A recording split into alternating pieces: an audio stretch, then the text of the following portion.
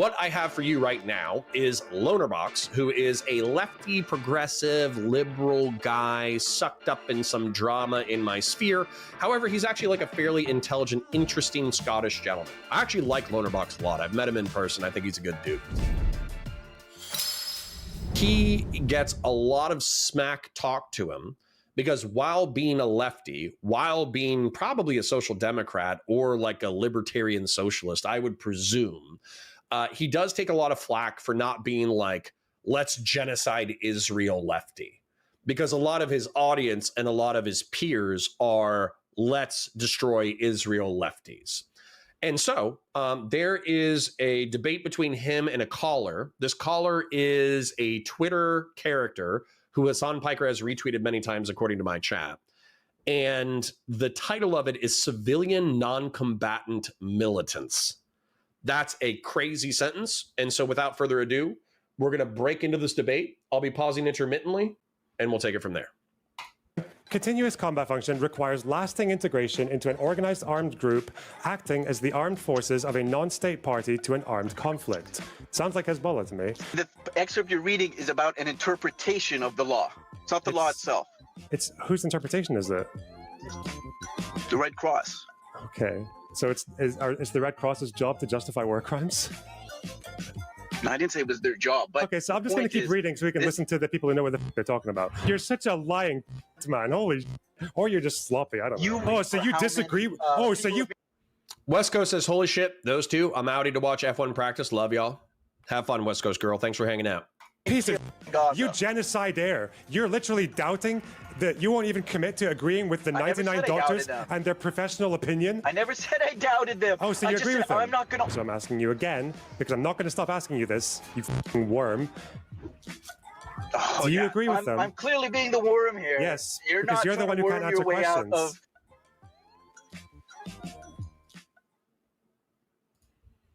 So Hutch debated a guy called Disinformation Tracker, who is a disinformation spammer who hates me.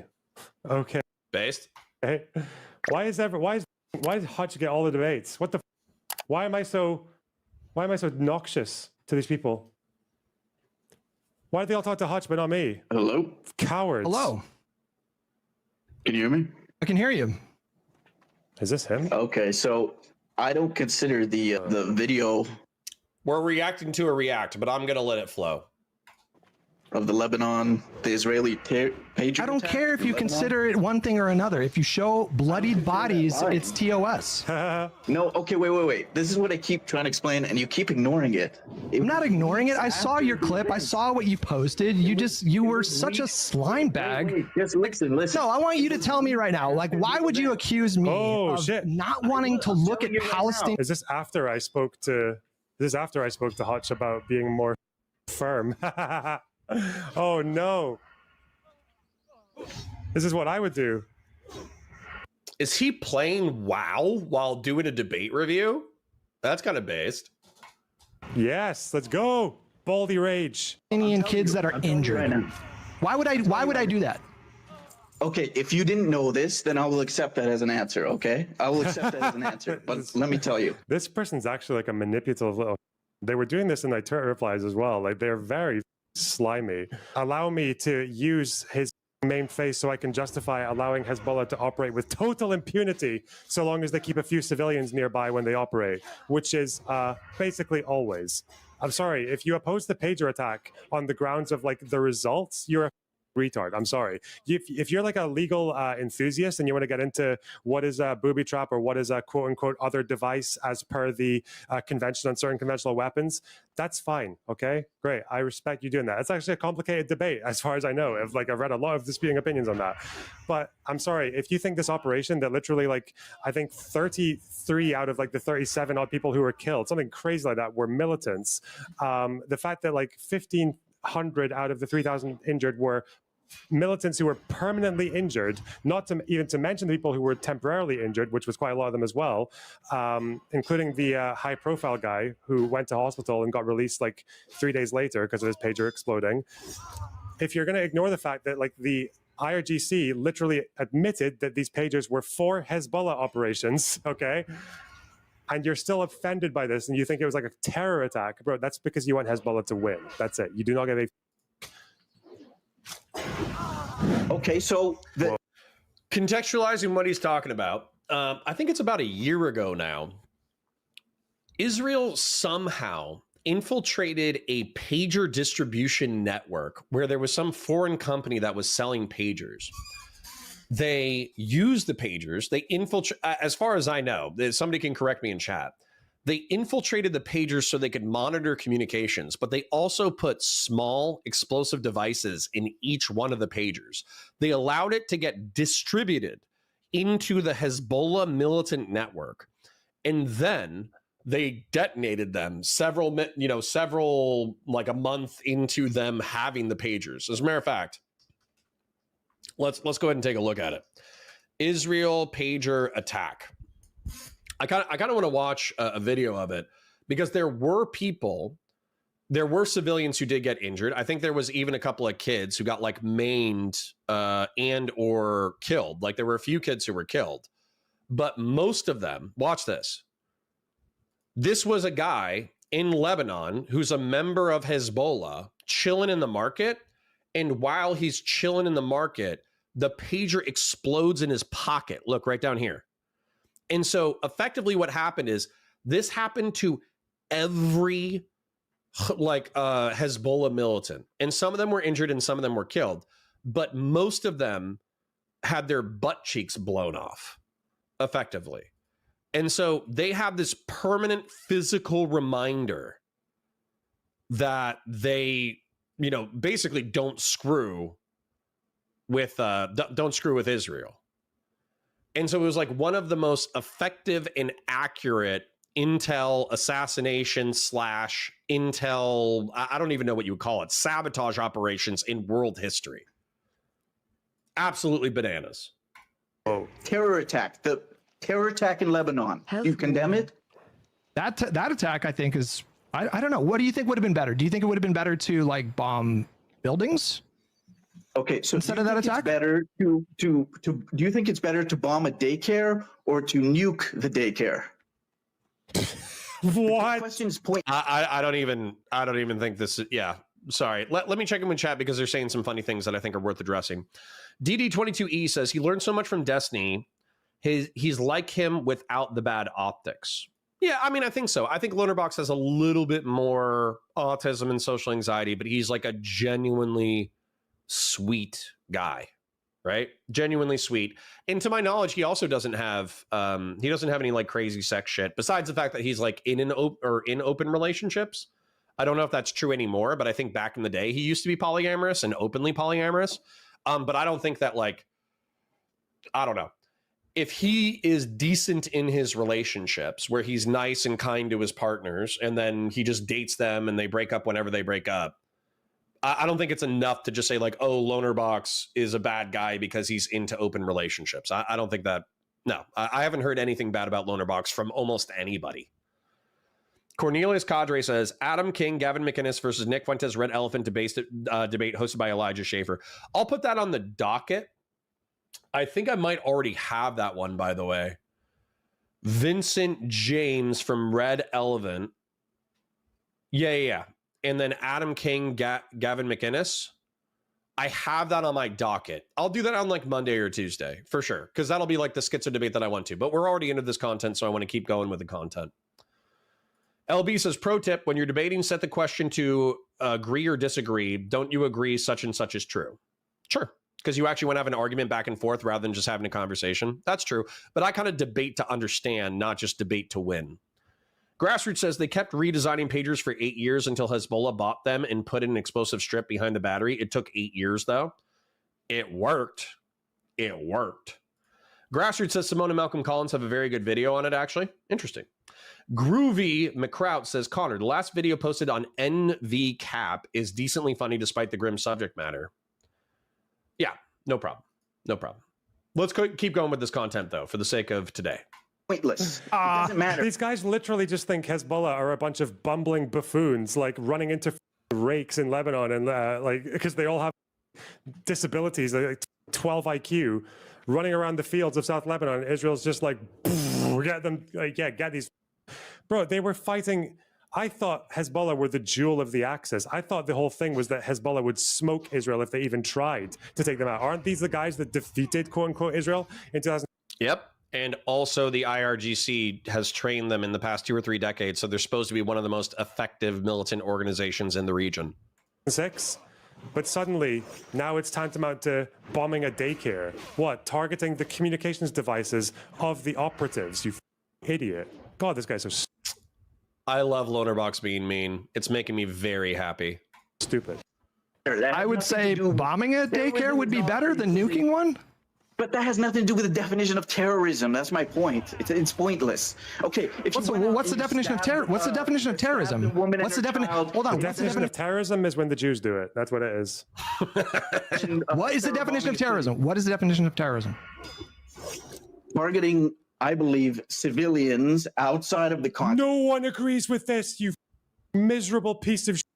The IRGC doesn't agree with this. Hezbollah doesn't agree with this. And obviously, the IDF doesn't agree with it. No one agrees with this. No one thinks that the pager attack targeted civilians. The IRGC said that those pagers were exclusively for Hezbollah operatives. Nasrallah said that the attack had a damning effect on Hezbollah. Like, it was a crushing blow. He was literally like almost in tears announcing what had happened. Hezbollah put the dead on their website with like pictures of them in combat uniforms. Targeting civilians. Actually, page yourself. Jesus Christ. Page yourself? Jesus Christ. Big in Gaming says, I can probably fast forward to the spot where disinformation tracker joins the Lonerbox call. Big in Gaming, I appreciate that, but I'm actually enjoying watching mean Lonerbox. Lonerbox is such a nice guy. Watching him get pissed off and telling a Hezbollah supporter to page himself is crazy if you know Lonerbox and have talked to him in person. Michael M says, what are your opinions on Hutch? I do miss the old machining. Well, I'm unfamiliar with his old content. Hutch and I have hung out twice. I think we hung out in Cincinnati, and then we also hung out in Milwaukee. He can correct me if I'm wrong. Maybe it was only once. But the point is, like, Hutch overall, really nice dude. We had like a good debate a while ago. The one thing that was frustrating, though, was we had a conversation about like political philosophy of conservatism versus progressivism. And he was like, I think you're a progressive because like you're not mean to trans people or black or Hispanic people. And I was like, that's not what progressivism means. Like, progressivism is an analysis of the way that you approach politics and policy. And he's like, no, I'm pretty sure you're a progressive. And then I explained like Burkean conservatism and all that kind of stuff. And he's like, yeah, but you're cool with like trans people and black and Hispanic people. So, I think you're progressive. And it's like, fuck you. Like, and by the way, that fuck you is very warm. It's a warm fuck you. It's a fraternal fuck you. But, fuck you. Because it basically means you didn't listen to what I said. We also had a conversation about guns. And then he also ignored what I said in that conversation as well. So, nice guy. He doesn't listen to what I say or factor what I say into his political analysis. LB says, Connor, good debaters win debates with factual arguments or at least make their other person look less credible. Sure. Michael M says, Connor, what are your opinions on Hutch? I do miss the old Machinima plays. Yeah, that's pretty much my opinion. Sacred Snow says, based. Yeah, that's why I want to watch it, because watching mean Lonerbox is actually really entertaining to me. Groovy McCrout says, my debate tactic is to play copyrighted music. LB says, that's a stepping stone to progressive. And yes, Connor, you're more progressive than not. Oh my God, LB, do not piss me off. I will horseshoe into fascism so fast it'll make your head spin. Do not tell me that I'm like a blue-haired, purple-haired, pro-Hamas, Hezbollah, let's trans the kids progressive. Okay? I know you're saying that to upset me. Ugh. This is a level 36. Can I handle this? Is this kosher? Context of a war. How does the pager attack qualify as a terrorism? And to instill fear in the civilian population, oftentimes to get them to rise up against your political enemy. Yeah, he just expanded the definition past terrorism. That's no longer terrorism. He's just trying to describe the way that he understands the current situation. How does the pager attack count as a terror attack then? Were they just randomly handing out pagers in Lebanon? firstly, you can't control who ends up with the pages, but secondly, No, you can't. But Wow. Again, it's the retard defense, really. So they know that Hezbollah are getting these pagers to distribute amongst their militants. They're literally designed to be attractive to people who are trying to use it for military operations by saying it's sturdy, like long battery time. They make it like quite like much bigger than most pagers are.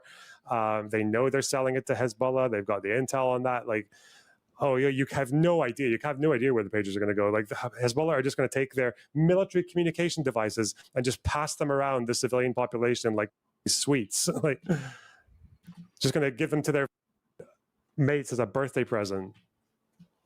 Here. Yeah, there's only 13 more minutes of the Hutch call, so it's not that bad. Of course, I'm going to turn that into an hour's worth of content, but this is good content for me. Grassroots says, you can be a neo-monarchist with me and Simone and Malcolm Collins when LB gaslights us into being fascist. Yeah, sure. Grassroots for king. Me for hand of the king. Michael M says, sucks that caring for people different than you makes someone progressive. DD22E, go fuck yourself. I love you, but go fuck yourself. Sacred Snow says, if the progressives do manage to corrupt you, you will horseshoe back into Starship Troopers immediately. Yeah. Service guarantee citizenship, bitch. No voting for dumb people. How progressive is that? How about eugenics? How about I love CRISPR? How about I want to genocide people who have bad genetics? So we're going to use CRISPR in order to eliminate all genetic deformities. How's that for progressive for you? How about American militancy is amazing? How about we conquer all of Central and South America? You want to make that part of the progressive platform? Listen, by the way, if you want to come my way on these topics, if you want to endorse CRISPR, if you want to endorse space colonization, if you want to endorse abundance lib ripping apart red tape in order to create infrastructure projects that make American capitalism revived for the next century, if you want to embrace like civic nationalist American patriotism and unironically manage democracy memes from Helldivers 2, and you want to call that progressivism, sure. If you're willing to come my way, that's fine. Philip Coffey says, Connor, that would piss me off too. Don't tell me what I am. I'm literally explaining it to you. Yeah, and then I explain like Burke, and like nobody is like, they're like, yeah, cool. But they don't actually process the information. C-Dub says, if you're going progressive, can we expect an open marriage arc? Yeah, I'll kill myself first. As a matter of fact, I will dox myself and I will beg you to euthanize me with a hammer before that happens. Oh my God. All right, you're just saying things to make me mad. That's what you're doing. Take my pager, the one that's going to be used at any point to activate me for a military operation. there was a specific target there, you would agree, right? Hutch. None of them were combatants. I don't think that's true. None of them From Bumbly's base. Good morning, F slurs. Good morning. were combatants. This guy's an absolute moron. None of them were combatants. Oh, God. None of them were combatants. Actually, fucking rope, man. These guys are delusional. They live in an alt reality. Stores. I don't think that's true, bro. If none of them were combatants, why did Hezbollah say it struck a crushing blow to the movement? What were his exact words? Why did the IRGC say that? Where was his address? I can't remember how long the speech was. All right. On Tuesday. A little bit of a news break. Supreme Court ruling just came down that limits the authority of judges. Let's go ahead and read the story because it's going to affect stuff. Supreme Court limits the ability of judges to stop Trump. Wait, they always do this thing where they list like 7 different news stories instead of just giving me the one news story. All right. Supreme Court curbs injunctions that block Trump's birthright citizenship plan. Is this today? June 27th? This is today. Supreme Court on Friday handed a major win to the Trump admin by allowing it to take steps to implement its proposal to end automatic birthright citizenship. In a 6-3 vote, the court granted a request by the Trump admin to narrow the scope of nationwide injunctions imposed by judges so that they apply only to states, groups, and individuals that sued. That means the birthright citizenship proposal can likely move forward, at least in part, in the states that challenged it, as well as those that did not. The ruling immediately sparked a response from plaintiffs who have sued to block the executive order, with their lawyers vowing to continue the legal fight. It has long been widely accepted, including by legal scholars on left and right, that the Constitution's 14th Amendment confers automatic citizenship to almost anyone born in the United States. Giant win in the United States Supreme Court, Trump said in a Truth Social post shortly after the ruling.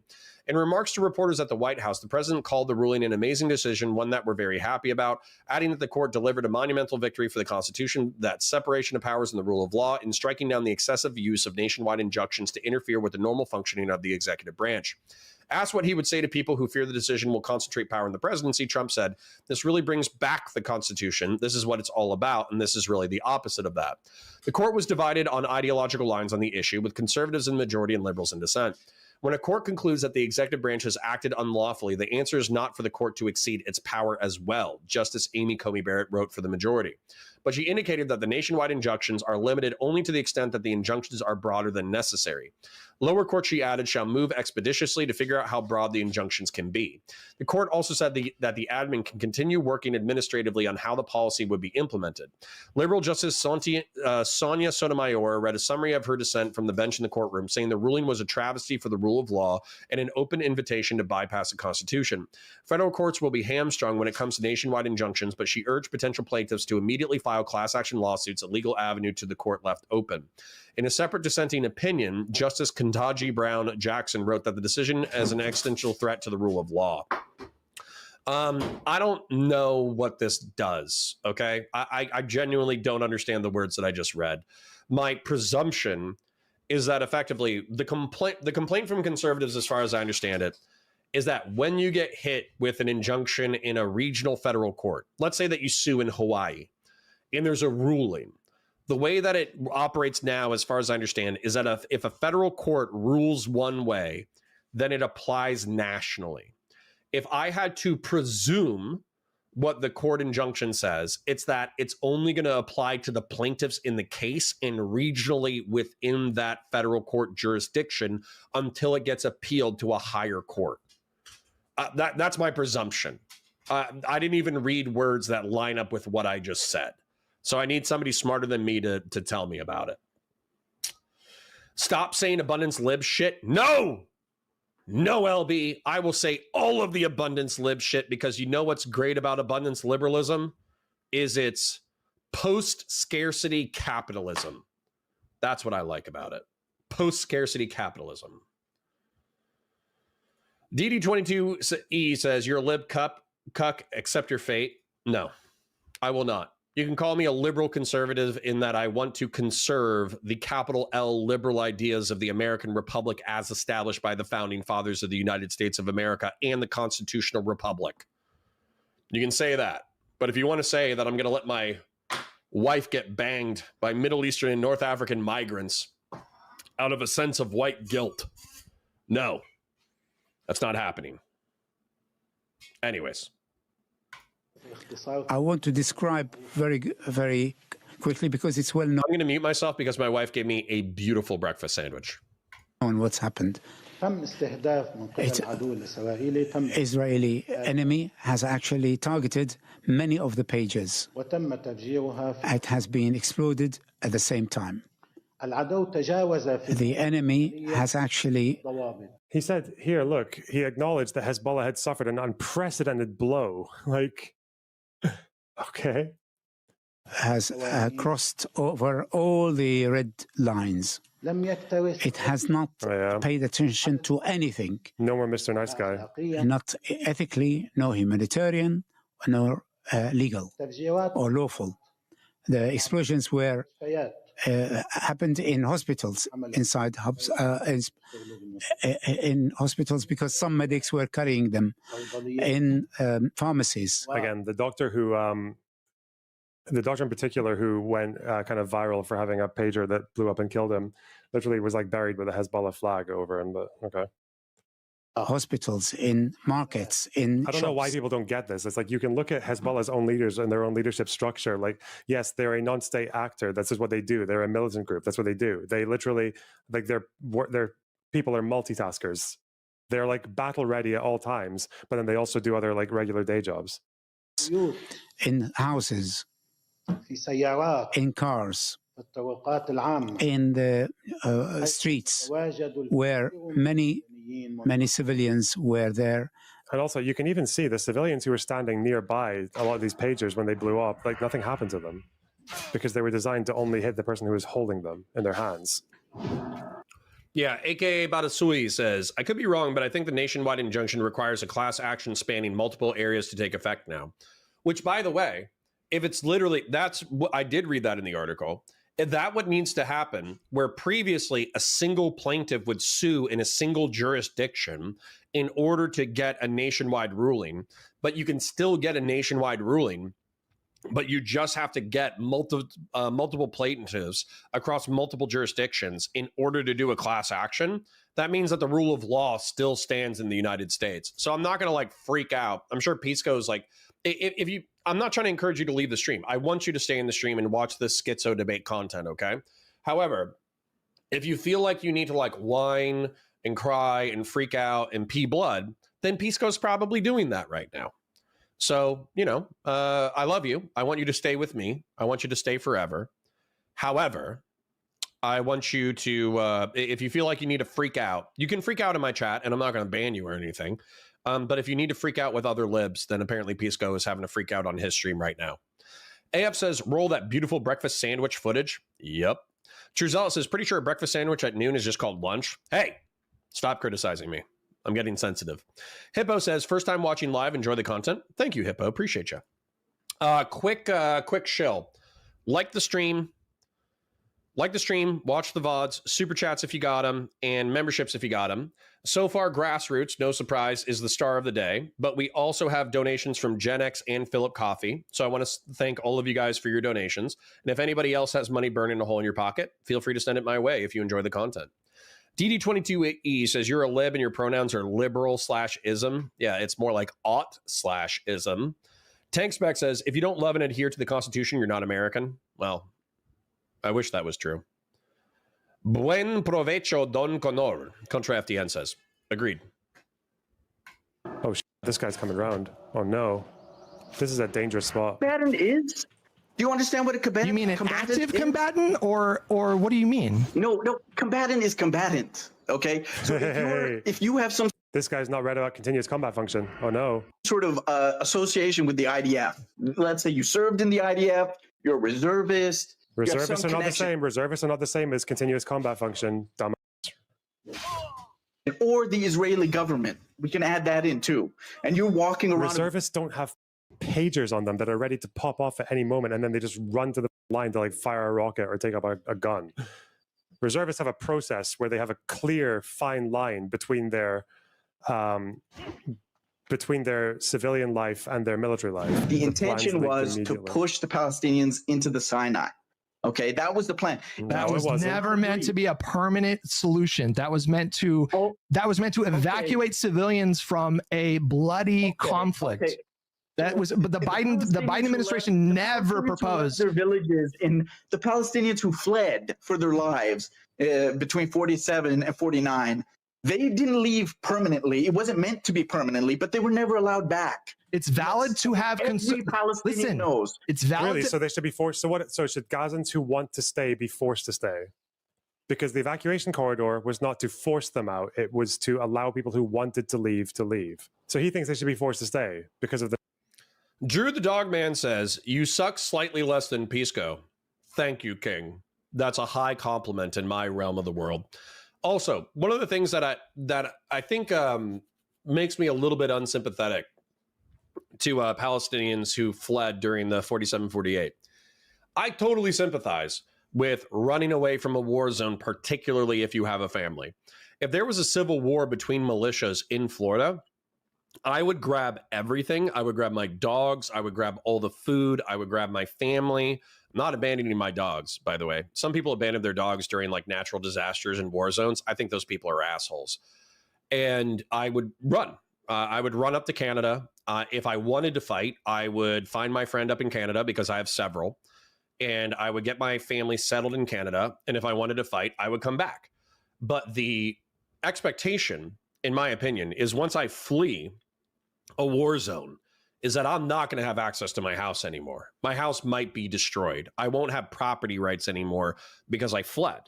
But that's because I value my life and the lives of my family more than I value property. And so this whole thing where it's like, I get to flee a war zone so a military force can come in and kill you. And then the military that I was rooting for loses, but I still want to assert my property rights. I think that's crazy. I think that's like genuinely deranged line of thinking. So maybe I'm unsympathetic, but I think that's crazy. LB says Pisco is fantastic. What is wrong with Pisco? Watch some of our debates. Brencan says, sorry, I'm sitting at the car dealership and they have Fox News on. I just saw the headline about birthright citizenship and Trump praising SCOTUS. Lol. No, that's okay. We can all be a little heartbroken, but, you know, I want to watch Lonerbox be mean. Contra FDN says, buen provecho is a saying in Spanish that translates to enjoy your meal. Oh, thank you, King. Very much appreciated. AF says, Connor's priorities, 1, dogs, 2, food, 3, family-based. Yep, pretty much. The Nakba, right? They should be forced to stay. Okay. Every Palestinian knows if you leave, you're not coming back. Okay, well, what's more valuable to you, your life or your property? Okay, everyone knows that. And the Egyptians know that too. That's why the Egyptians would not allow the Palestinians into the... He thinks the Egyptians did it out of concern for Palestinian rights. How fucking naive. Let me ask you something. Do you think it was a good thing that humanitarian aid got into Gaza during that conflict? It barely got in. It wasn't enough. It's a separate discussion, and I agree with you. More aid should have gotten in. But do you think that the aid that went into the country during that conflict was essential for Palestinian survival? For those people to survive? Don't dance around. Don't dance around the question. Please just ask. Listen, I'm going to apologize for saying my dogs before the family, but I'm going to tell you, the reason why it probably subconsciously bubbled up to the head is I've seen so many videos of, you know, people leaving war zones or people leaving natural disasters and they abandon their animals. And I think they're such fucking massive pieces of shit. Like you leave your dog in a volcanic eruption. You leave your dog or cat in a civil war. You leave your dog or cat in a flood. Like, fuck you. Like you killed your own pets because you didn't want to bring them with you because they would be an extra mouth to feed and it would be difficult to control them during an emergency situation. Fuck you. Get a collar, get a leash, load it up into the fucking thing, and then share your food with your animal. They were loyal to you for years. You be loyal to them. So I'll admit it's pretty funny that I mentioned dogs before I mentioned my own family. But I think I've seen, honestly, so much footage of abandoned animals during natural disasters and wars that it genuinely pisses me off. I know you guys are just fucking with me. I'm just telling you that's why it probably popped in my head. No, there's a fundamental problem with the question. And the fundamental problem is the United States created the problem. You can't pat yourself on the back for insufficiently. Whatever. We can unpack that. We can unpack that. Whatever. But I want to focus on humanitarian crisis. And no, they just answer the question. Just answer that question. Just answer that question. Well, hold on. Let's not get it totally twisted though. AKA Badasui says my neighbor has horses and he's willing to eat the horses. Okay, I'm going to share this and it's going to be horrifying, but it should be pretty funny as well. In an apocalyptic scenario, I'm bringing the dogs with me. But let's say that we're starving to the point that we were out of food. I'll eat my dogs eventually. Because if they're starving, but they still got meat on their bones, we're starving and we're on the verge of death due to no energy. My kids come before my dogs, right? So I will, my oldest one is like 13 years old and he's fat as shit. So, in an apocalypse scenario, I'll eat him if I need to. And then the other one, she's kind of young. She's like 5 or 6 or whatever. I would not eat her unless absolutely necessary. So, yeah. The horses are coming with you. But if you need to feed your family overfeeding your pets, you can eat your pets. You know what I'm saying? But it's like a last resort survival thing. Dickie Boy says, I took my family to a hotel during a surge of tornado warnings because we live in a trailer, but there were no pet-friendly places and we don't have storm shelters, so I couldn't bring pets. Yeah. I mean, if that's temporary and you don't think that your trailer is has a high chance of getting hit, then, you know, you got to do what you got to do. Ultimately, at the end of the day, you got to do what you got to do.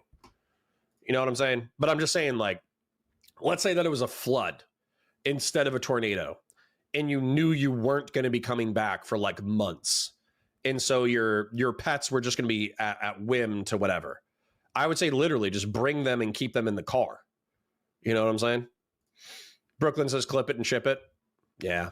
I'll eat a dog before I let my family starve to death. It's true. I'll just own that.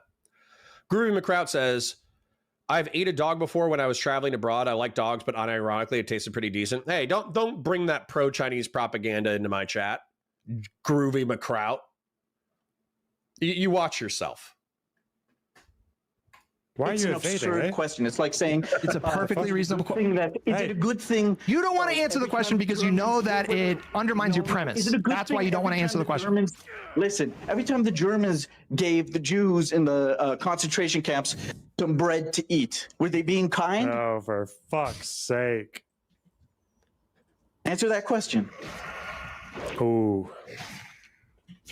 Would you say that there is maybe perhaps a slight difference between the Holocaust and what has happened in Gaza over the last year? There's a Holocaust The last year and a half. in Gaza right now. Would you say that these two? Would you say that these two things are maybe slightly different? Oh, we're doing some Holocaust downplaying. There's a Holocaust in yeah. Gaza taking place right now. I'm watching children being massacred by the hundreds every single day for a year and a half. Would you say that there is a slight difference between the Holocaust and what's happening right now? Hospital beds. Do you not want to concede that point? 2,000-pound bombs on tents full of women and children. Do you not want to concede the point here? They take the patients. Yeah, so when you're done, buddy, when this guy is done tugging himself off to images of fucking mutilated civilians. Jesus, Lonerbox. Edgy Lonerbox. Relax a little bit. Good God. And thinking it makes him in a position where he can like morally fucking impugn everyone else who doesn't hold the exact same positions as him. Just maybe fucking stop to think about the fact that there is still, that unlike the Holocaust, there is still a active combatant fucking military in Gaza that is not willing to give up unless it's on terms that they think is satisfactory to them, which kind of didn't really happen in the Holocaust. It's not like the Holocaust happened and the Jewish fucking like military wing was like, listen, yeah, we need to stop the Holocaust, but only if you let us do this and this and this and this and this and this. And also we kind of just want to like invade Germany again and try to destroy it. Like these are not comparable. Fucking hell. Doctors, they take them to torture camps and starve and beat So it's 1-to-1? them to death. So it's 1-to-1? You're saying to call that? So it's 1-to-1? You think what's happening over in Gaza over the last couple of years is one? Doesn't make any sense. What do you mean it doesn't? One means. Well, what word would you like me to? Whatsoever. What word would you like me to use then? Any distinction. 1-to-1 means if there's any distinction whatsoever, then you can't compare them. I'm asking you if you think you guys are savages. You guys are absolute savages siding with Lonerbox in that comment. Oh my God. that these these two events are in reality actually comparable. For as horrible as what's happening in Gaza right now, comparable to another. You know that clip of that girl who was giving the speech at a town hall or something, and she's like, "Do not compare other genocides to this one." That's what you sound like. You don't think? I mean, how you don't think it's a worthwhile thing to explore? Because you made the claim. You're saying that basically what's happening in Gaza right now is the same thing as the Holocaust. The way that I would, okay, so we've actually seen plenty of horrible things come out of Gaza, and people in chat can correct me if I'm wrong. In the Gazan conflict, what happened was we had October 7th, where the Hamas militants broke into Israel and they slaughtered 1,200 people. 900 of them were civilians and 300 of them were IDF. Those are the numbers that I remember. And they televised what they were doing and they glorified it. And then 70% of the population was like, yeah, October 7th was based, right? Then what ended up happening was Israel is going to counterattack. So they do.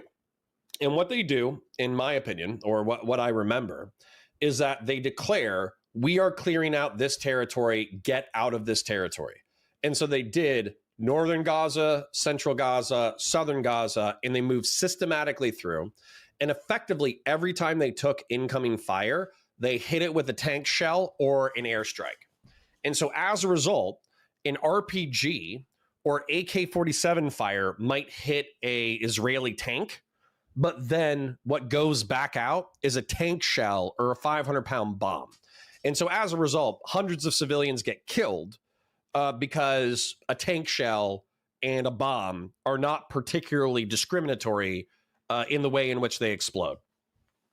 And so as a result, I think the total is 20,000 Hamas militants die, but 40,000 civilians die. And then it's calculated that 200,000 people will probably die as a result of indirect stuff like disease and deprivation and living out of a tent and all that kind of crap. Those are the calculations and the numbers that I've heard so far. And so comparing that to the Holocaust, as far as I understand the Holocaust, is that the Germans first ghettoized the Jews, then worked them to death in work camps, and then sent a substantive amount of the population in death camps.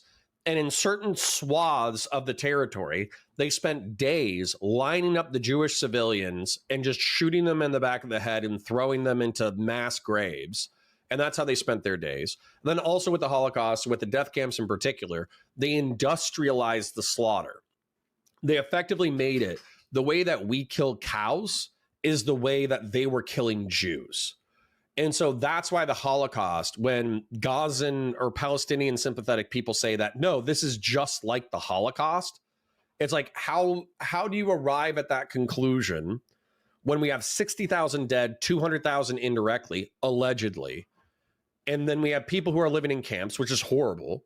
We have the food distribution network, which is horrible, but we're not doing the mass grave executions along with the industrial slaughter. I think these are reasonable questions to ask.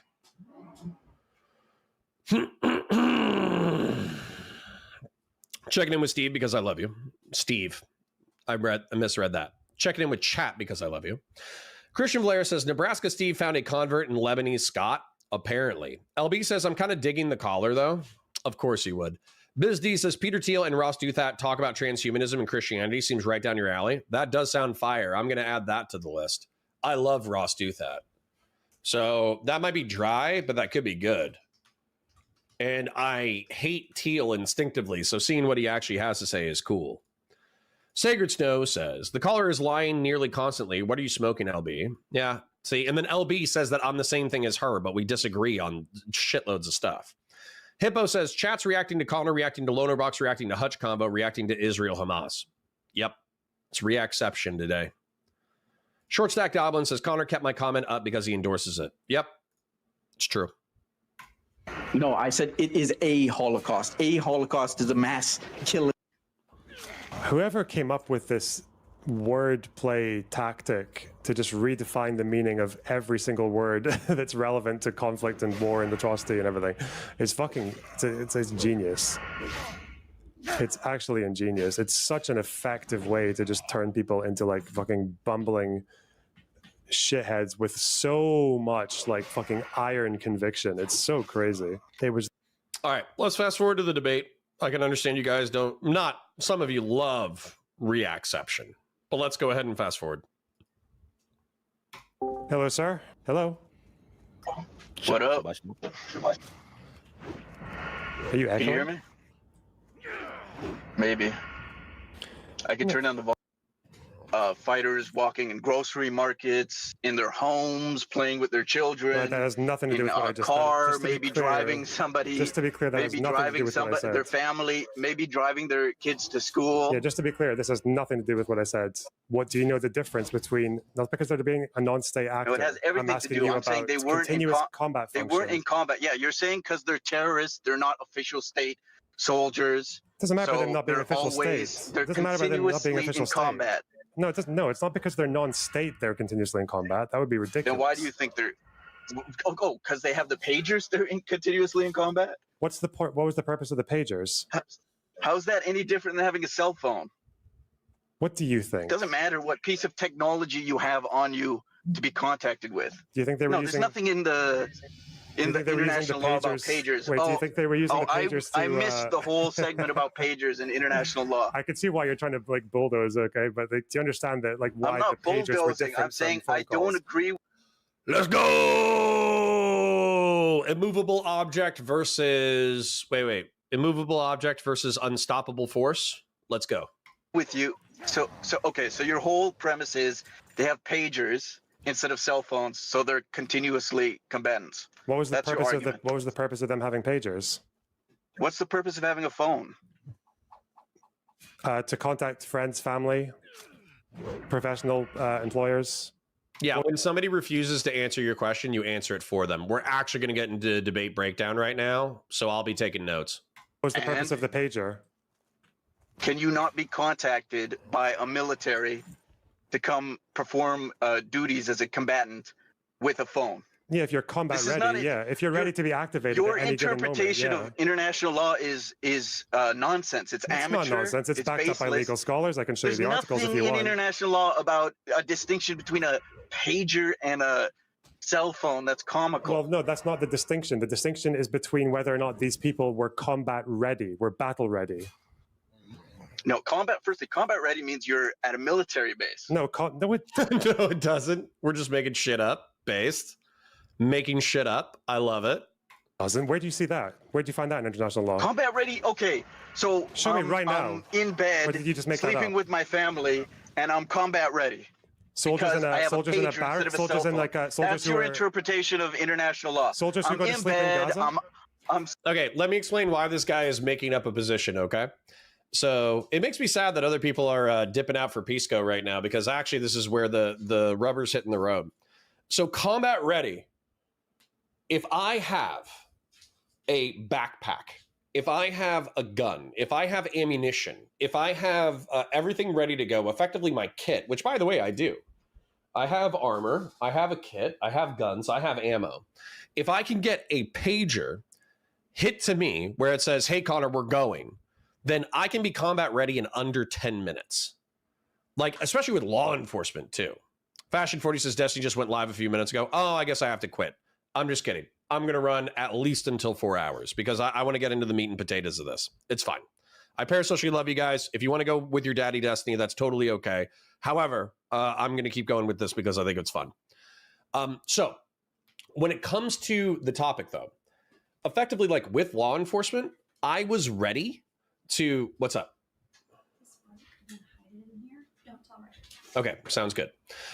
So with law enforcement, I could be ready to roll in a patrol car in under 10 minutes. Because if I got a text message or a phone call from law enforcement saying like, hey, we need you in right now, then I would throw on my patrol uniform. I would throw on my battle belt. I would throw on my gear. I would grab my radio that's already charging. I would throw that on. It might take me 10, maybe 12 minutes to get fully geared up. And then I can be on the road immediately. And so as a result, like if Hezbollah has active militants who have a war bag in their apartment or in their house, then combat ready has nothing to do with whether or not they're like hanging out with their family or whatever. I was combat ready or patrol ready as a law enforcement officer, even when I was off duty or in the Marine Corps and on base. LB says, Connor, do you think government should be responsible and compensate non-enemy deaths? Yeah, sure. I think they could do like a cash settlement for injured civilians. I don't think they will, but they could, and maybe morally they should. Sacred Snow says, you can say it's murder. You can also say it's self-defense that got out of hand because they're extremely emotional. That's like, say, pulling up to a stranger and executing them is the same as getting in a bar fight and accidentally killing them. I'm simplifying because I can't dig into the history of Israel-Palestine with a 200-character limit. I don't think this is as simple as self-defense. Sure. Christian Blair says, you still got your uniform and gear? I have some gear.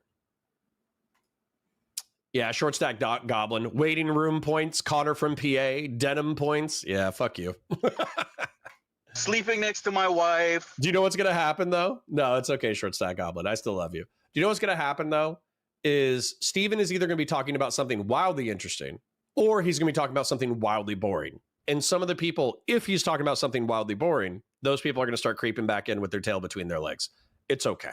It's okay. The game's the game. My newborn baby is in the cradle next to me. I'm combat ready. I'm a combatant baby because I own a pager. Yeah. Instead, if this guy actually wasn't debating to win, he was debating to learn, then I'm sure Lonerbox could articulate the difference really quickly. Instead of being a good boy and owning so just a cell long phone. to say nothing. These people were awake. It was in the afternoon when they were fired. Okay. Yeah, so Christian Valera says he's covering the Supreme Court, so it's boring. Yeah, so what's going to happen is like We'll lose a few people. They'll check out what Steven's doing, and then they'll trickle back in when they realize, like, oh God, he's going to read legal documents for the next 4 hours. Like they were having a fucking snooze. It doesn't matter. Do you get my point? It does matter. Point is the fact that they have pagers is irrelevant. It's a stupid point. It's a military device. It was used for military communications. Then we're not going to get anywhere. We're not going to get to your next question because that's ridiculous. Why did a Hezbollah I'd like you to talk to an actual expert in international law instead of constantly. Why did you come and talk to me then? Sharing with your audience instead of constantly sharing with your audience your amateur ass interpretation of international law. And by the way, I know you look at like West Point think tank articles and you just copy the shit you read from there. Well, actually, most of my position here came from reading the IHL. They're state-sponsored institutions that write these articles so you're just specifically to justify war crimes. Their whole job is to come up with a case to justify war crimes. Well, why did they say that there was particular issues with some legal arguments about the pagers? Why did they say that? Where did you learn that? Where did you learn that their job is to justify war crimes? Do you think the Lieber Institute hasn't called out war crimes? No, when did I say they haven't called out war crimes? Well, if it's their job to justify war crimes. Their job is to justify war crimes, yes. They come According up with to who? Explanations for why war crimes are actually not crimes. That's just an opinion. Actually, most of my opinion on this is formed by reading about IHL. What is your next question? No, we haven't got past the first question yet. You can't explain why you think that you don't know the difference between a reservist and someone I do not accept your amateur I told you I do not accept your amateur interpretation of international law that pagers make you a continuous combatant as opposed to not the cell When did I phones. say the pagers make you a combatant? That's what you said. That's literally what you said. The pagers are an indicator that they were battle ready because they were ready to be activated at any moment by being called up by a pager. Because that's what Hezbollah does. That is what you're doing. It has nothing to do with international law. No, there's nothing in international law that says a pager is an indicator that you're battle ready. This is your own amateur interpretation of law. I could say a cell phone is an indicator that you're battle ready. Okay, so tell me why I'm wrong about continuous combat function. Depends on what they're using the cell phone for, doesn't it? If they're using the cell phone to say that they're at any moment you can get phone call from Hezbollah, from one of the forces, and then you just go and fire rockets. Yes, that would make you a combatant if you're doing it with a phone. Yeah, so what I'm saying is I reject your idea, and it does go back to them not if you're being ready the head to of just state. like, if you're like 5 minutes away or 10 minutes away or an hour away from getting a call or a It text, does go back. and you go and fire a rocket, does that mean you're a reservist civilian? in Tel Aviv? No, it And not doesn't. just There you go. reservists, Thank you. Thank you. Actually, I'm probably you kind of reminded me of something, Bud123. I'm still sore from back biceps day on Tuesday. Is it a bad idea to work out chest and triceps today? No, I started my workout yesterday and I didn't finish it on stream. And since we're kind of stream sniping this debate or whatever, I'm probably going to start working out now. So I'm actually going to work on chest and tri as well. I did normal grip chest press and tricep extensions. I still need to do skull crushers and kickbacks, and I still need to do wide grip and close grip. So we'll do that momentarily. Actually, I'll do that with you. And then when it comes to this debate so far, I'm happy to entertain any line of argumentation from chat if they disagree with Lonerbox.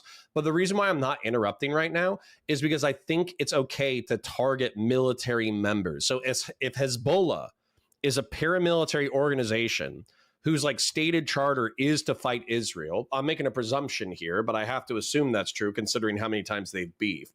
And then they take communications devices that are explicitly for that organization. I have to assume they're valid military targets. And what I mean by that is when I was in the military, when I was in the Marine Corps, there were times where I was off base in civilian gear, engaged in like like hanging out at a bar, talking to girls, whatever.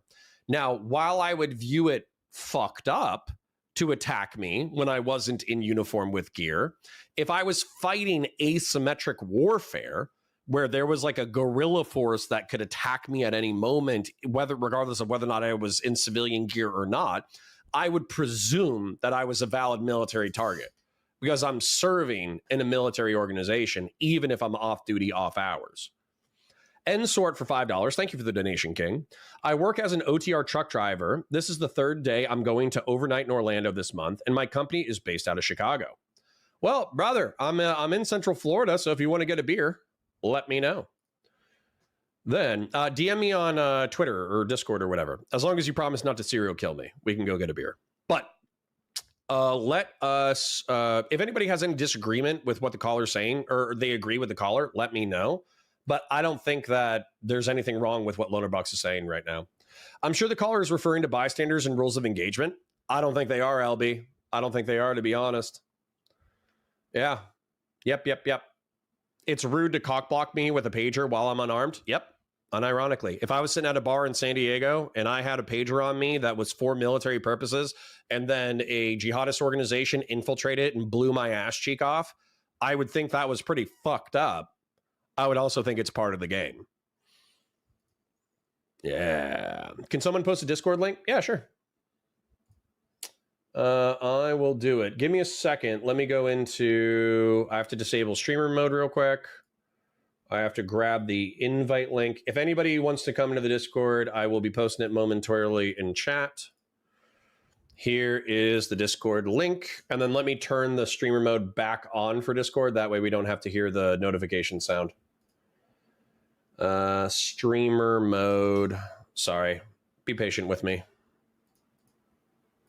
Boop. Duties Thank officers, you so much. off-duty officers. Thank you so much for admitting you don't know No. Admitting you don't know. Off-duty Yup. officers. Wait, what happens when a Off-duty reservist gets called up? What happens when Oh, yeah. Didn't all the Palestinian simps say that it was okay to kill Israeli civilians because most of them are IDF or former IDF anyways? I wonder what that guy's opinion is on that statement.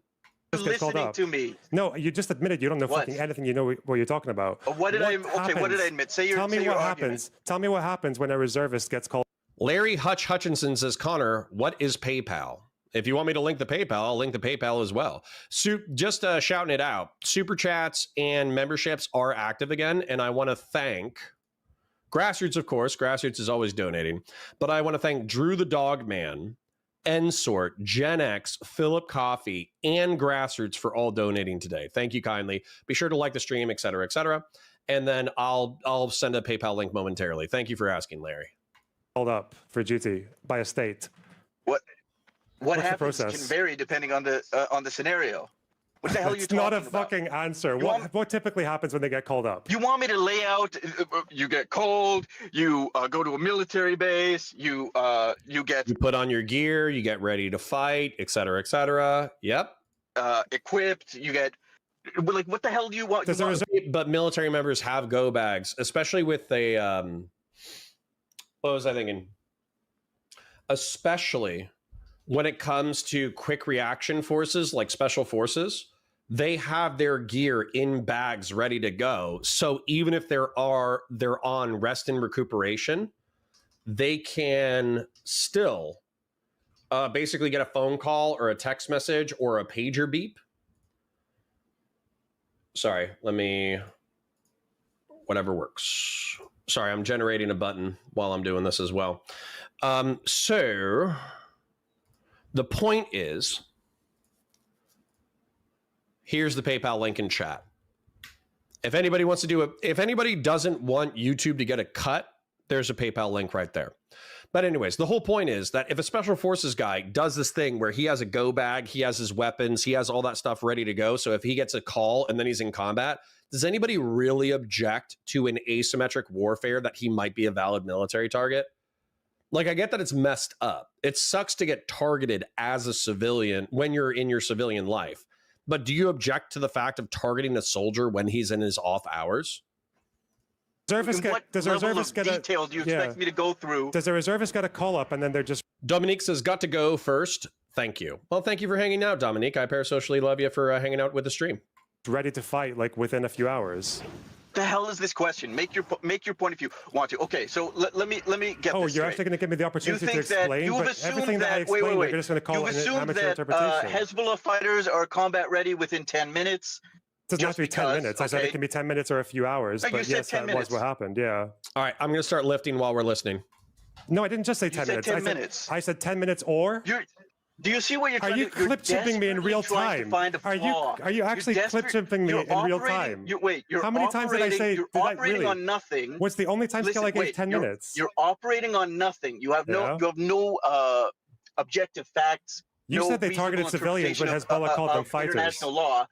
You came up with this nonsense 10 minutes. I didn't come up with and then it. you said, I said it could be 10 minutes. It could also be what else?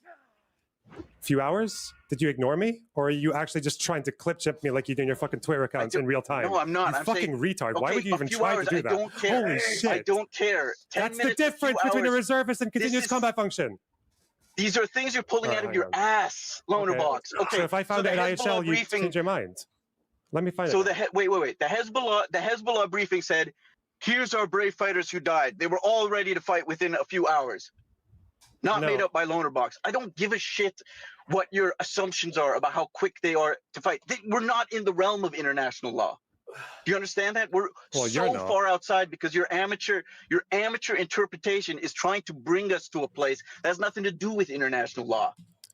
Okay, so this is from Combat Ready, the you're Red on a Cross. military base. This is from the Red Cross, okay? Let me find it. Continuous combat function requires lasting integration into an organized armed group acting as the armed forces of a non-state party to an armed conflict. Base definition reading. Sounds like Hezbollah to me. Thus, individuals whose continuous function You said involves... it wasn't about non-state. That was the first thing I brought up was state versus non-state. And I said it rejected it. And by the way, the excerpt you're reading is about an interpretation of the law. It's not the law itself. It's whose interpretation is it? The Red Cross. Okay. So is the Red Cross's job to justify war crimes? No, I didn't say it was their job. But okay, so I'm just going to keep reading so we can listen to the people who know what the fuck they're talking about. Thus, individuals whose continuous function involves the preparation, you didn't know what you were talking about. You said it wasn't about state. The first thing I brought up was state. You made it about 10 minutes and pagers. Hostilities are assuming continuous combat function. An individual recruited, trained, and equipped by such a group to continuously and directly participate in hostilities on its behalf can be considered to assume a continuous combat function even before he or she first carries out a hostile act. This case must be distinguished from persons comparable to reservists who, after a period of basic training or active membership, leave the armed group and reintegrate into civilian life. Such reservists are civilians until and for such time as they are called back to active duty. That's actually like a base distinction. I wouldn't even have thought of that distinction. Because reservists in the United States of America drill once a month and I think 2 weeks during the summer. And so if somebody attacked like a reserve station or attacked reservist, again, for the 50th time, I would view it as messed up, but I would view it as part of the game in an asymmetric war. Do you have an IHL opinion that contradicts that I can see, please? Yes. Yeah. The first thing LB, what law should I Google? Who you can legally target in a combat operation? Give me the keyword function that you want me to research. I said, which you immediately moved past because you said it's not about state versus non-state. And that's literally what this is about, state versus non-state. So you moved past the argument. You went to amateur bullshit international law. You moved me past what I was going to say, which has to do with actual international law. So I'm just going to ask you the same question again because you're not answering it. Do you have an alternative opinion in IHL that contradicts what I just said? Yeah, Hezbollah. Yeah, no. What I said is I don't agree with your interpretation that it's not my interpretation. That's the Red Cross. Non-state actors and therefore lose their protection when they're in a civilian setting. They don't lose it because they're non-state is a part of the government of Lebanon. Hezbollah is a part of the government of Lebanon. Okay? Is the military? Wait! Fuck you, man! Is the military non-state or is it state? Just because is the Hezbollah military state or non-state? Just because they're not the exclusive government. Hezbollah military. Yep. State they're or part non-state. Of the government. Yeah, no, and did listen, they vote in the existence of their military? They are a part of the government. I reject the idea. Did they vote in their military? Because they are not the exclusive government. That therefore protections which are meant to stop attacks on civilians, reckless attacks in civilian areas, those protections should no longer apply. I reject that. Okay, good. Okay, is the Hezbollah military sanctioned by the state then? So they use their what did they do? Did they use their parliament members to vote on the existence of Hezbollah having a military? Is that how that happened? Or are you just saying they have a few seats in parliament, therefore that? Yeah, and then what is it? LB, pretty much like my preliminary reading. If there's something that you want me to specifically Google, I will. However, preliminary Google reading is showing me that effectively like combatants, like unlawful combatants terrorists, and then also it has a category of like civilians who support combatants. They can be, who are actively supporting combatants, I guess. Those can be targeted. So, I mean, I'm happy to Google whatever you want me to Google. Having a non-state military is somehow not a non-state military. What the fuck? Okay. What a fucking brain dead No. objection. I'm saying they're part of the state. No, I'm saying they're part of the state, and I consider the military to have the same protections. And again, what you're reading is an interpretation. It's not the actual law. So this could be debated in a court if you'd like. Well, show me your alternative. Show me the alternative opinion that contradicts this. And try to debate whether or not Hezbollah should qualify for protections. Okay, so we've evolved now. The same we've evolved civilian from protections that other off-duty officers have. So we've evolved from, you know, the idiot's interpretation, and now we're one step up to the ICRC's interpretation, which you disagree with because. No. Lonerbox, are you going to try and rewrite history? The first thing I said was I reject the non-state distinction. You said it has nothing to do with non-state. It's not about non-state. Now, if somebody wants to go back, continuous combat. No, wait, why do you think they mentioned non-state if in somebody this wants paragraph? to go back, if somebody wants to go back and listen to the first thing you said, you were so confident in yourself. Why? I knew what the argument would be. You didn't. I knew the argument would be about state versus non-state. Why do you think it says non-state in that? Why do you think it You immediately moved past Why that. Do you think it says tried to make it about article? the fact that they have pagers, and you assume that they can be ready to fight in 10 minutes. Like, I guess Did I just say 10 minutes? Why are you doing? Why you're literally doing the real life clip thing again? I don't understand. No. Why do you think they say non-state? Come on. Okay, so can I explain myself for like 30 seconds? The reason I said non-state is not the most relevant factor here, or the relevant factor, is because the reason continuous combat function is applied differently from reservists is because non-state actors use their militants in a different way from states. It's not because they're non-state. It's just that this happens to be a behavior, a way of doing military operations. True. That is basically just done by non-state actors. Do you understand what I just said? The argument you're making is that so the argument that you're making is that it has nothing to do with them being state versus non-state. So you've abandoned that. What did I just say? What did I just say? Sorry, wait, what did I just say? They should be considered state or non-state. What?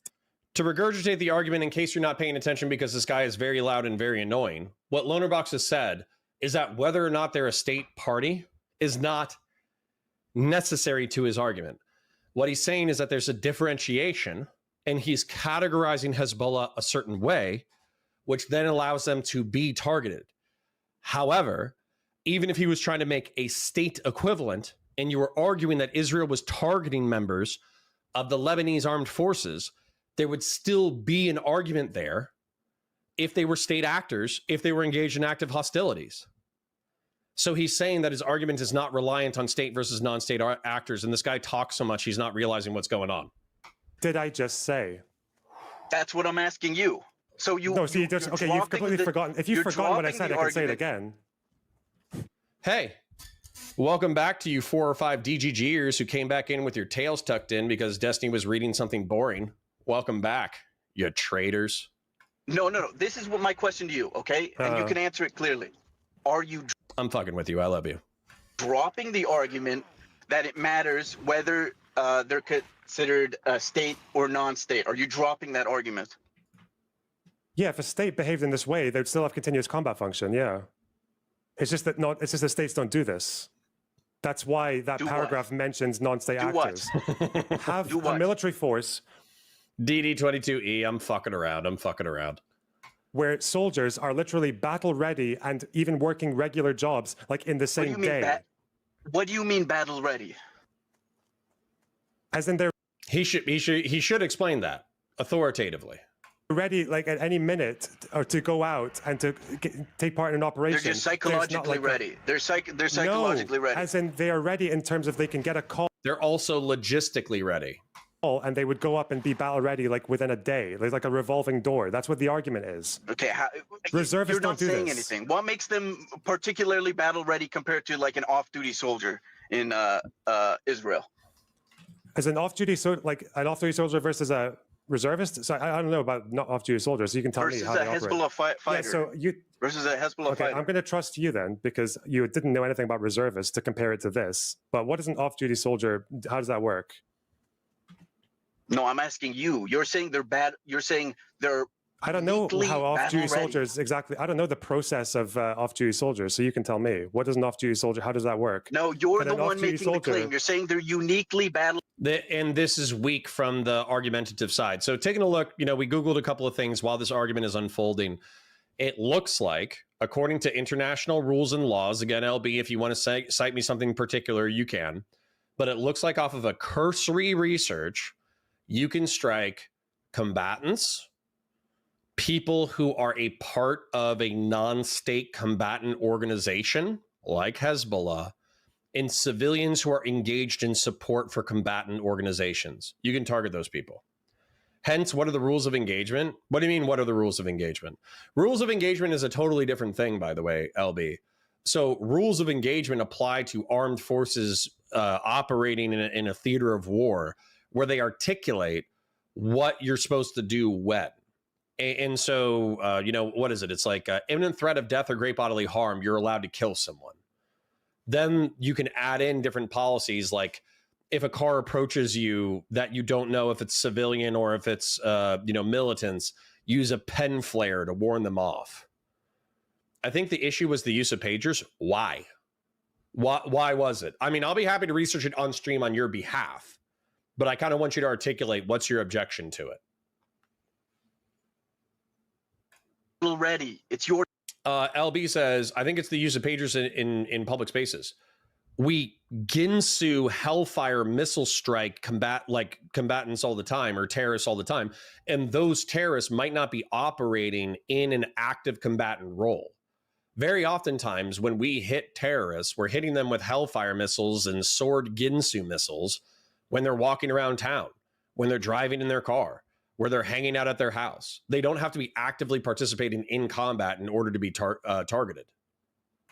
Your claim. Compared to reservists, I don't know about off-duty soldiers. Don't push the responsibility onto me. You're the one who has this. You brought up off-duty soldiers. Why are you being so fucking dense? They're uniquely battle ready. Stop trying to stall. Compared to reservists. Stop trying to stall. You weren't able to answer the question. We could move on to another subject, or you can give me an answer. Why are they so uniquely battle ready? Compared to reservists? That's what I was talking about. Yeah, I would like it if he answered this, because I think there's actually like a weird definition from the international stuff. Can our military reservists be targeted in war? Are reservists considered civilians or valid military targets? Reservists who are on active duty are legitimate targets, like other military personnel, while reservists who are not on active duty are effectively civilians. Okay. Yeah, that seems like a weird gray area to me. Yeah? Because reservists have a fine line. You are either integrated into civilian life. Yeah, Short Stack says, Connor, the civilians immediate support thing was added because people started using civilians as mortar spotters. Yep. And radio men and logistics. Like there's the Battle of Mogadishu, where this guy, it's actually Grimes. They changed his name because apparently he ended up being a pedophile in real life. But there was a part of the Ranger Regiment, and in the movie, his name is Grimes. I don't know the real guy's name, but the real guy, I think, is a pedophile. And he just went like crazy during the battle. He was just like mowing everybody down, killing Somali soldiers left, right. Well, they weren't soldiers, but militiamen left, right, and center. But one of the things that his squad objected to was that there was a woman with a basket running across like the roadway, and he gunned her down. And then they were like, what the fuck? But as soon as like he was still shooting, an RPG round went off in the basket that she was carrying. And so that would be an example of like, yeah, military member, totally bloodthirsty, just shot a civilian in the chest multiple times. But he ended up being correct because it was a civilian who wasn't just like on a stroll in the middle of the Battle of Mogadishu. She was running rocket-propelled grenades from one position to another. So the psycho pedophile ended up being right in shooting a woman in the chest. So, yeah. Crazy shit. The world's a crazy place. And yeah, Short Stack actually says, if you're a delivery boy or woman for the front line, then you're a valid target. Yup.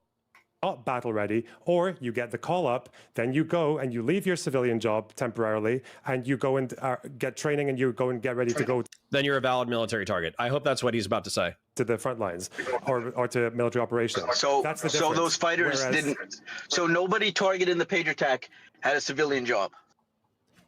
What did I just say? You just said you're working your civilian job and you're waiting to get the call. Randy Chang says, well, that story's fucked up.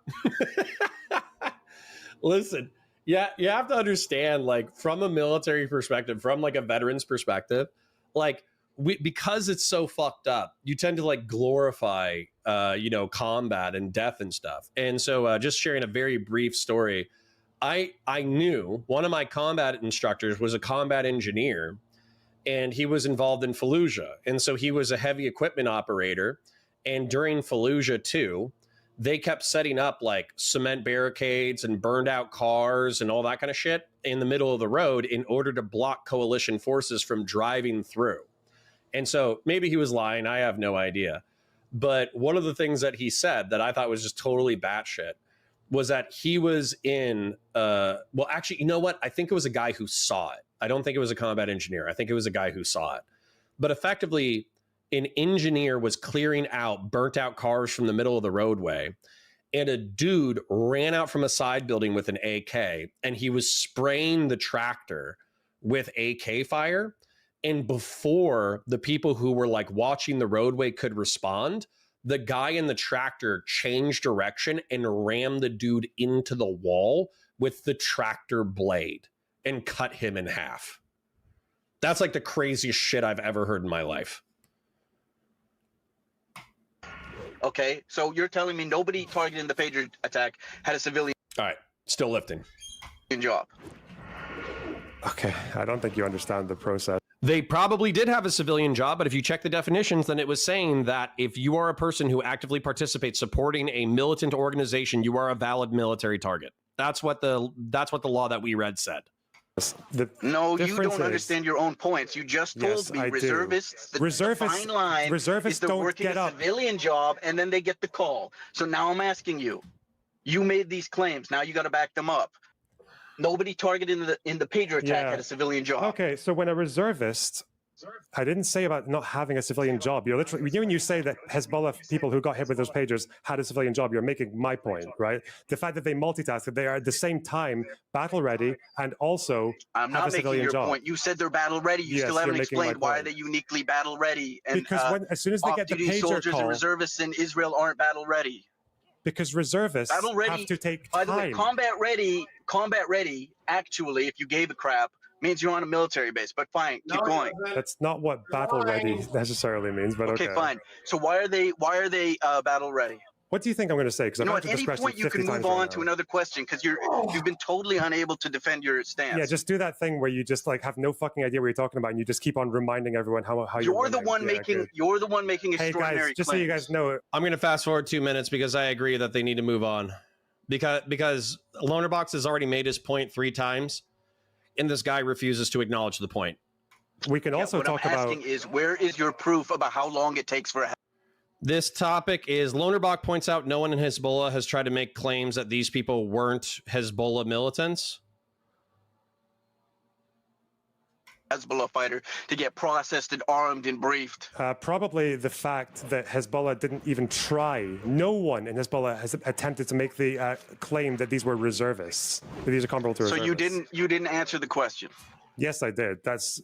If they were reservists, they and would what's say. Funny is rhetorically, you're going to try and just through your words, you're going to try and pretend that you knew what you were talking about and that you had answers and you had me on the ropes. I didn't know what to say. I'm asking you basic questions to back up your thesis, your analysis. Yeah, this isn't analysis. Yeah, but the problem with you is that it's excellent analysis. You are just failing to understand it because you're being obtuse. You've admitted that nothing will change your mind. The Hezbollah said they were fighters. What do you mean the problem? They didn't say they were reservists. You can change my mind. Do you Hezbollah think said they were fighters. Do you deny that? You might be able to change my mind? Do you deny that Hezbollah people said that they were fighters? They were fighters. Not reservists, fighters. When did I deny that some of these people were fighters? Do you deny that Hezbollah said that they were... Well, because you initially told Hutch that they targeted civilians. No. Okay. firstly, So you lied. Maybe you didn't know. You had later. no fucking No. Firstly, Yes, you have you did. civilian Do you deny protections. that? Oh, we're gonna go back and scrub the civilian clip for my little Twitter protections account. when you're not in combat. Okay. So No, then later you when he fucking- okay. later when he later when he brought up the fighters, which I know about. I know about the fighters. I've heard your arguments about this. Okay. So you just lied? You said, why do you say they later targeted when he civilians brought up then? the fighters, I clarified. And Why did you say they heard targeted me civilians clarify. then? Why did you say they targeted civilians? Hezbollah Firstly, doesn't they agree with did. this. There were politicians. There were diplomats. Children were killed. Okay, and I said you can't control. Did they who has target the pagers, children? But also non-combatants have civilian protections. Were the children targeted? What I said was, if you cannot, They're collateral damage. That's why he's not answering. Christian Valera says, we came, we saw he died, laughs hysterically about killing Gaddafi. Honestly, the most base thing she's ever said. I don't agree. I think that shows that she's the kind of sociopathic lizard person that we all presume Hillary Clinton to be.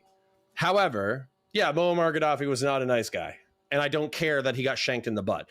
Now, as a human, I think that's a terrible way to die. And I wouldn't wish that fate on my worst enemy.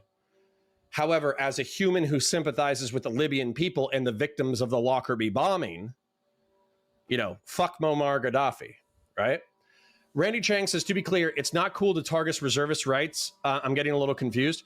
Yeah, Randy, so what we read so far, and again, I'm happy to be contradicted if somebody has some nuance of it, is reservists, when they're reintegrated back into the civilian world, you're supposed to treat them like civilians. However, if they get activated and they're doing their training rotations or whatever, then they can be treated as an opposing militant force and can be targeted. The differentiation, as far as I understand it, versus these non-state actors, is these non-state actors are engaged in asymmetric warfare, and effectively their activation status is constant. And that's kind of Lonerbox's point, is that the second they get the text message, they're on the way into combat. And same thing, I would say, with special forces. Special forces can be on leave where they're spending weeks or months on rest and recuperation, but they have their cell phones on them. So if a mission comes down that they need to participate in, they get a text message. They're able to grab their go bag and their weapons and go to the flight line and fly out to the mission. So that's where, for me, I would still consider that guy a valid military target. And I think international law agrees as well. Noonan says, yes, you can't target reservists under international law unless they're activated. Unless they're activated.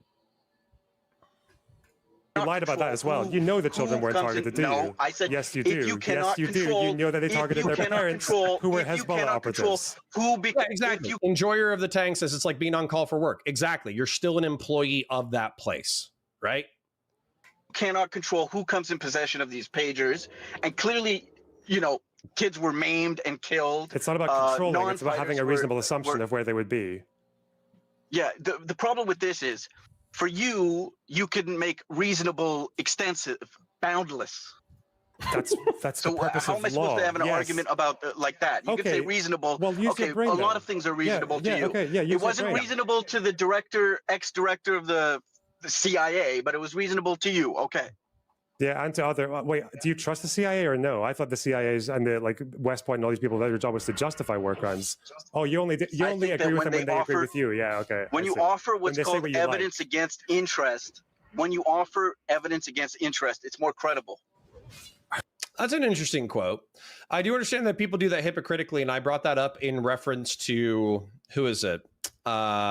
Silver-haired lady in the cabinet, Tulsi Gabbard. Tulsi Gabbard, when you offer information against interest, it can be deemed more credible. That's an interesting quote. Why? But this guy was ex-CIA. What's his interest? Okay, whatever. Fine. You think everyone in the CIA... Yep, no problem. Paul T.L. Klempner asked for a Discord link. Yep, I'm going to give it to you momentarily. CIA likes Israel? What the fuck? You think everyone in the CIA's job is to like Israel? What are you saying? Do you think everyone in the CIA's job is to like Israel? No, I think their job is to support the American State Department. Which doesn't necessarily And the American State Department obviously is heavily supportive of Israel. Even though Israel has literally... Cringe. Of course, there's a lot of ties between CIA and Mossad. Criticized Israel's actions. I think a lot of people probably, on a personal level in the CIA, probably hate Israel. Yeah, but their especially job is to okay, so support. it's not evidence against interest. He's ex-CIA. No, in this case, I would say it's more credible because that is not good for State You've just Department contradicted propaganda. yourself. So It's who is fine. he working It's okay. for? You've just contradicted yourself. Here's the Discord link, Paltiel Klempner. I just posted it in the chat. It's okay. He's not working for CIA. No, I haven't. You said CIA No, I people said could it's probably hate more Israel. credible So it's when not it's evidence against interest. Yeah, but it's not evidence against Say interest. that again? It's not evidence against interest. Why? I didn't say How this do you know guy that? hates Israel. I didn't said say he people in hates the CIA Israel. How the how fuck do you- would I know if he hates Israel? Is he an Israel glazer? How long do you want to talk about our speculation whether the ex-CIA director likes or hates Israel? We can ditch it if you want, but What you, is you this? brought it up. You brought it up. You said that You're it was evidence really against desperate interest. to try and find some sort of flaw in logic, some gotcha. I'm going to say this guy, while not really offering a lot of alternatives and perspectives or an alternative definition or an alternative legal source that contradicts what he's saying, what Lonerbox is saying, I will say he's doing okay at being fierce rhetorically. Like, I'm sure plenty of people in his chat are like, yeah, get him, get him, get him. But as my chat is noticing, Sacred Snow and DD22E, they're both saying that Lonerbox is effectively destroying him and annihilating him. And I have to agree, from like a logic tit for tat, Lonerbox doing a pretty stinking good job. I'm It's just not matching there, your energy. you I'm know? just What you behaving in should the have exact done- same way you do. I'm just matching you. Okay, We can calm down if you so want. be better than me. Be better than me if I'm behaving badly. When I asked you what is the source of this information, you know how long it takes for a Hezbollah fighter to get called up. You know the time window and the process for them to get called up. No, but he's presuming it. And also you ignore the politicians, the diplomats who were also targeted. The fact that you can't control who's going to ultimately end up This is the most DGG thing I've ever read in my chat. Me trying to listen to Destiny at 2x speed while watching this at the same time. Nice. in possession of these pagers. Okay, it's and all then you about said, well, no, controlling. it's reasonable assumption. As soon as we get into reasonable assumption, then that's the kind of thing you got to bring to a court, and then you got to argue your interpretation of reasonable. Well, why don't we And argue with that then? I don't think why we're don't we about to argue it? agree on that. Well, we can make I don't good think, arguments no, or bad there's arguments. no way about we're going to reasonable. agree. Yeah, I'll give There's you. no way we're going to Okay, agree. just humor me, okay? I don't expect you to agree with me, okay? That's fine. I don't expect that. That's fine. I don't think Arabs are idiots. Maybe you do, okay? I think Hezbollah are quite a sophisticated You always organization. do that. Bigotry of low expectations. I don't think Right? Hezbollah are incompetent. I think they're a very sophisticated military organization. I think most people, they've shown Israel up probably more than any other Arab force has in the last few decades. So I think if Hezbollah orders a bunch of pagers for their soldiers, which was admitted to by the IRGC officials who spoke to Reuters, then I don't think they're going to be stupid enough to allow these pagers that are used for sensitive military operations to avoid detection from the IDF are going to necessarily allow these pagers to just get randomly dispersed among the civilian population. So I think it's a reasonable expectation that if you bug these pagers with explosions, and they were actually they went through some preliminary Hezbollah security checks. They tried it in airport security and they passed it. So I think if you are giving these pagers to Hezbollah and you know that Hezbollah are using it for military operations, then I think it's reasonable to assume that when you set these pagers off, the majority of them are going to be on the militants and they're going to be hitting the militants. Okay. And that's exactly what happened. Firstly, I told you, diplomats, politicians, children. Okay. Was I wrong about the majority? Okay, and that those people are probably sympathetic. So when he's talking about politicians, civilians, etc., they were part of Hezbollah's network, obviously. You think? What would you say? What would Hutch say? 1,400 out of 3,000? It was 1,500, and those were only permanently injured ones. Those were only permanently injured. But you acknowledge that some people got temporarily injured as well. Number one, non-combatants. Number two, you can't control. You're booby-trapping a device, and you can't control who's going to have possession of it. Number three. Whereas with the Hellfire missile or a Ginsu missile, you're almost guaranteed to have collateral damage. So in a lot of ways, the pagers were actually like a reduced force compared to usual. You're hitting diplomats. You're hitting politicians. Who are members or supporters of Hezbollah, right? Do you think there's much of a distinction in Hezbollah between their political wing and their militant wing? What much of a distinction? What qualifies as the right amount of distinction, and where's your analysis on the amount of distinction? Short Stack says, "Who is this leader? Is he known?" Yeah, I think he's called Disinformation something. I forget what he's called, Disinformation Tracker, and he's on Twitter, and he's basically like a lefty Twitter profile. In between the targets, the people who got hit, the politicians, the Iranian diplomat. Why did the Iranian diplomat have a pager that was given to him via Hezbollah? Your analysis about the amount of distinction there was? Well, I know the fact that when people were trying to sanction Hezbollah. Yup. Sacred Snow says, I really wish Lonerbox would say, if you can't control collateral damage with pagers, how come there was so little collateral damage? You can acknowledge that like a kid got killed, politicians got maimed, et cetera, et cetera. However, isn't that kind of like, let's say that you maimed 1,500 people who were a part of this communications network for Hezbollah, and there was like 3 kids killed. But if you did Hellfire missile strikes for all of the same people, you would kill, let's say, 5 to 10 civilians per Hellfire missile. Then you would have killed 1,500 people instead of maiming 1,500 people. And let's say there was 10 civilians per, 1,500 times 10, you would have killed 15,000 civilians. So, yeah. Short Stack says, I didn't say leader. That's probably a mispronunciation. I'm probably getting tired. I want to watch the combatant segment. And then I think I'm going to wrap. So let's go ahead and watch the combatant segment. In areas, okay? That's always part of the collateral. They were not targeting combatants. That's why there are laws that say you can't But you think a combatant is someone who's in a base or is firing their weapon, but that's not true. Okay, but going between a base, there may be some in-between scenarios, but when you're living oh, really? life, Like a revolving door? Like that's why we have continuous combat function. Yes, that's why. Yes. Thank you. You're in my position now. Yes, well done. but congratulations. No, I'm not in your position because I said I don't think an off-duty Israeli soldier or reservist in a supermarket is considered a valid target or a combatant. They actually are if they're active duty. In asymmetric warfare, they can be targeted 100%. Do you, out of interest, about Hezbollah fighters. Out of interest, do you deny that? We'll go to just to ask you about Hamas, and then I can see with Hezbollah. Do you deny that Hamas fighters literally like work a day job and then they go and do military operations like in the same day? Do you deny that they do that? That they have day jobs? That they have no, day I don't jobs deny they have day as well jobs, as military jobs. Like they will literally like do a day job. Like the Hamas people will do a day job, and then in the evening they might go and patrol the border as a soldier, or they might. Yep. Like that, I don't. That. Do you deny that? That I don't know. Okay. It's true. It's just descriptively true. If that could be denying it, I don't know. Yeah, I know. I know. I reviewed yes, I know. Yes. A day in the life of every Hamas soldier. Okay. Well, you don't have to. You can just look at like their website and the way that they talk about dead soldiers and shit like that, because they say be quite descriptive. They say on the website, so and so was delivering the mail, and then within 10 minutes he was shooting rockets.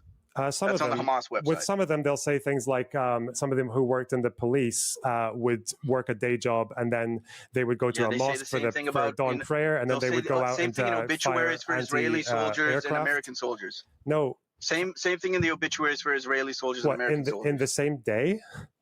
That they have other jobs. What are you talking about? No, I'm saying... I'll just rephrase, because you didn't hear what I said, clearly.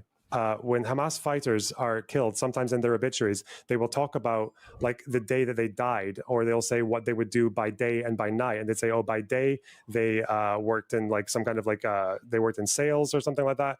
And then by the evening, they were doing like a military border patrol. Yes, because there's like a there's like a very revolving door relationship between militant and civilian status. That's why continuous combat function emerged as a concept for them. If you would like to make an actual argument about an actual person or group of people who were targeted and whether or not they were actually rapidly moving between a civilian setting and fighting, and you have actual evidence about it, and in this case we're talking about the pager attack, then you can show me that evidence. You can go over it. Instead, what you're doing, this is what you...